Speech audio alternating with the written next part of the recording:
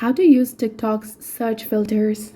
Hi guys, welcome back to our channel. In this video tutorial, we'll be discussing about using the TikTok's search filters. So now let's get started.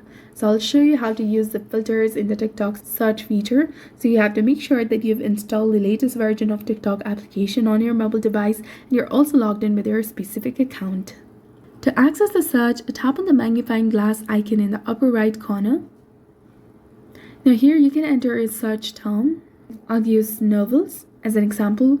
So to apply filters and refine your search, you can tap on this upper right corner again, and this will display all the various search options. If these TikTok search filters is enabled, you can filter by the videos you have watched or the search based on the date they were posted, ranging from yesterday to 6 months ago. Additionally, you can also search results by relevance or by the most liked videos, hashtags, lives, sounds, photos, users, videos, and the top one. So this is really powerful tool that can enhance your search experience. And don't forget to subscribe to stay updated with more helpful tips and insights. Thanks for watching.